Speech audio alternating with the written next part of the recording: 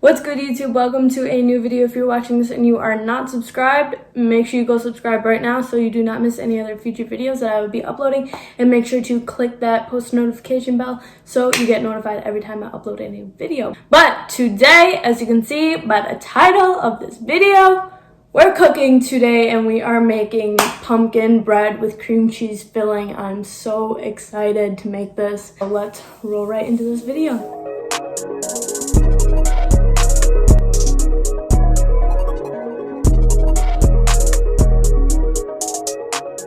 So first things first, obviously, we need our bowl. But actually what we do need to do, we need to set our oven. I just printed out a recipe that looked good. So this is not my own recipe. I'm just going to be trying it. I've never tried it before, so we will see what this tastes like. Okay. Hello? So heat the oven to 350. Start. Okay, so we are preheating our oven. Okay. So we need 1 large egg. Y'all remember my last video where I cracked the egg with one hand? Yeah, I didn't think I was gonna do that. And we need 1 cup of pumpkin puree. Sure, it's not like pumpkin pie filling. It needs to be pumpkin pure. It smells like baby food.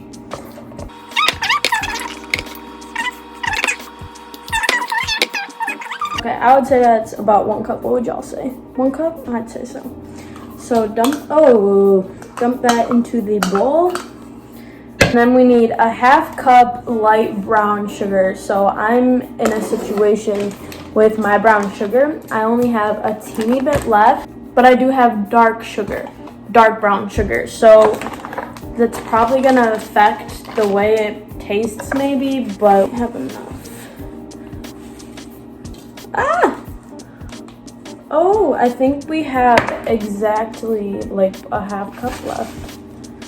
Yes, oh my goodness. Okay, good. We don't have to use the dark brown sugar. We have exact a 1/2 cup of brown sugar. So get your 1/4 cup out. So then we just need the 1/4 of white sugar. So 1/4 cup of that. Okay, dump that in there. And then this was really weird to me. We need coconut oil. So I guess we're putting coconut oil in here. It says that you can like substitute it for vegetable oil or canola oil, but we're gonna try the coconut oil because that's what the recipe calls for. So we're gonna use 1/4 of this. I don't know if this can go in the microwave, but we're gonna put it in there anyway. Oh, it's kind of already melted. Okay. It does say liquid, so we're gonna melt this. So we did 1/4. Microwave this so it gets to a liquid. Our coconut oil is in a liquid. Let's dump our coconut oil in here. Okay, I feel like it's just gonna harden up again, but maybe it's supposed to do that. I don't know. So we got our coconut oil in there. And then we need a 1/4 cup of sour cream. And it says that you can also use Greek yogurt if needed. I ran out of sour cream, but don't worry because I have another container of it, which we're just gonna open up to finish up filling our 1/4 cup of sour cream, just like that. Dump this into the bowl.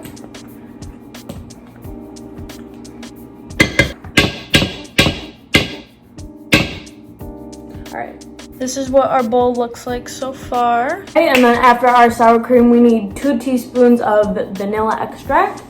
Let me turn this around. I feel like this bowl is huge. It's fine. So 2 teaspoons. 1, 2. Need 2 teaspoons of cinnamon. 1, 2. I kind of did those like a little bit over, but it's fine. And then 1 teaspoon of pumpkin pie spice. which I'm gonna try and take this thing off. Okay, and then it said 1 teaspoon of the pumpkin pie spice, which I'm gonna do it a little bit over because we like flavor up in here, so. And then a ½ teaspoon of ground nutmeg. I think that's how you say it, nutmeg. Yes, so we need 1 teaspoon of this, which I can never lift anything because my nails, oh guys, I got new nails if you can't see already. Kaya, yeah, she doesn't. So, and then this said a ½ teaspoon, so we're just gonna do a half here, so not all the way. That's probably way more than a half, but it's all good. And then it says whisk to combine. All right, y'all, so we are going to whisk this up. Y'all, this smells good. Say it looks pretty mixed, I would say so. We need 1 cup all-purpose flour. We're just putting it in the same bowl because it's all just gonna go together anyway, so whatever. 1 cup all-purpose flour. Dump that in there.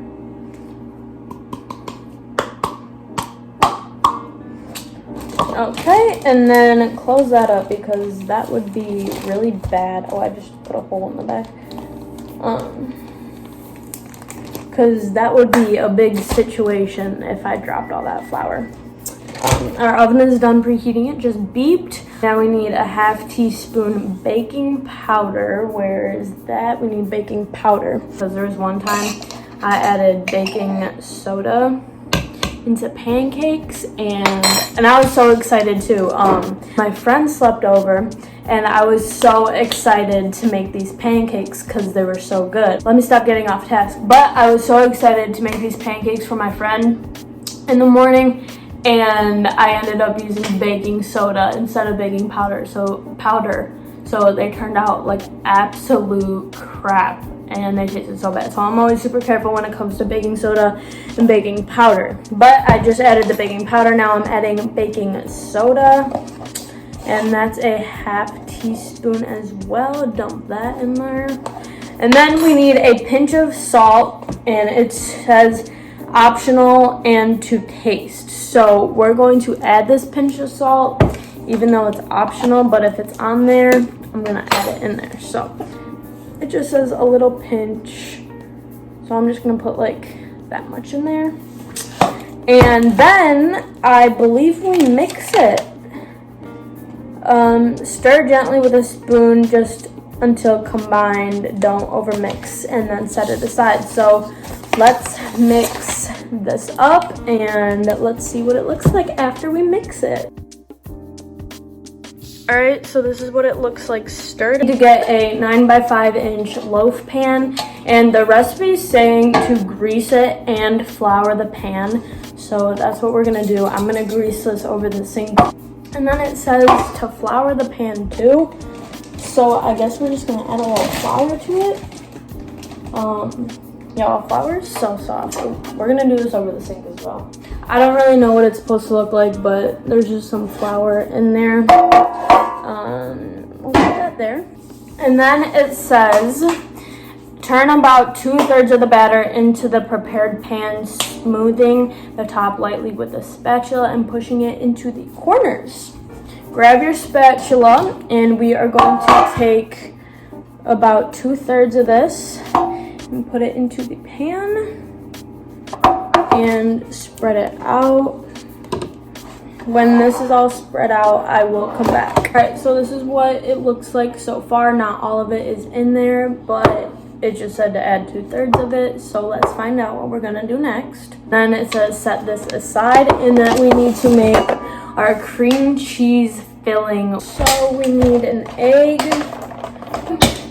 Can she crack it with one hand again? Aha!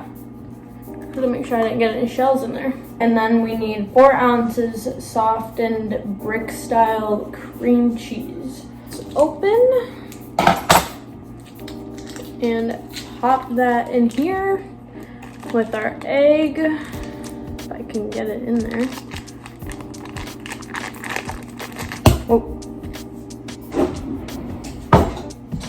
Okay, and then we need a 1/4 cup sugar, which all my 1/4 cups are like nasty looking.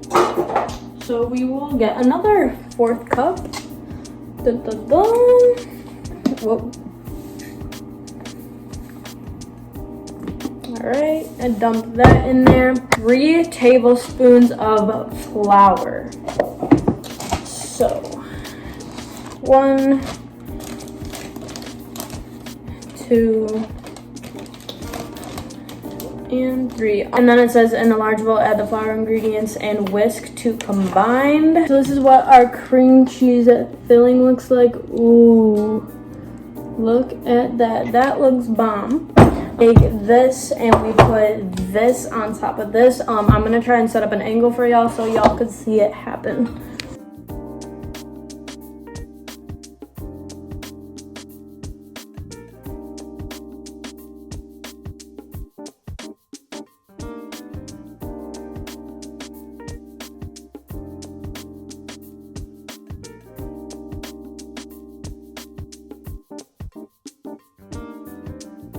And can we just take a moment to realize how messy I made this kitchen? All right, it is 4:44 and the bread is done. Okay, so it's been 15 minutes. It's actually been like 20 minutes, but it's time to cut this open and try it.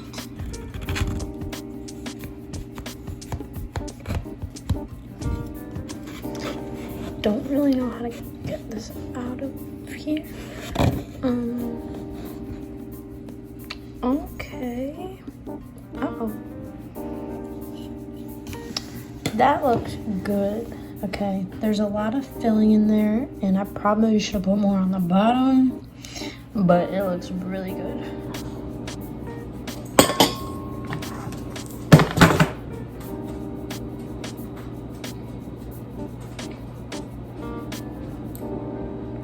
I like it, but I feel like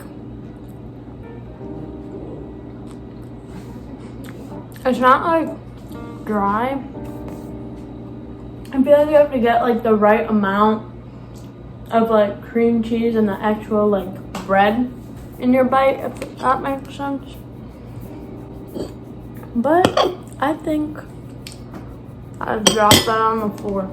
Hi, so it's actually the next day right now, and I had another piece of the pumpkin bread, and I realized on the instructions yesterday it did say let it cool for 15 minutes to take it out of the pan for it to cool for an hour on a cooling rack, which I didn't do. I waited 15 minutes and I ate that like right out of the oven, okay? So I had a piece this morning and it tasted a lot better. I don't know if it just it wasn't bad out of the oven, but I will say today it was a lot better. So I think that's why it said on the instructions to let it cool for an hour so you're not eating it right out of the oven, because again, it wasn't bad at all, but it definitely tasted way better today. If you make it, don't eat it right out of the oven. Wait an hour for it to cool on the cooling rack, okay? But now this concludes the end of the video. I hope you guys liked it, and I don't know about you, but in the meantime, I got to blast.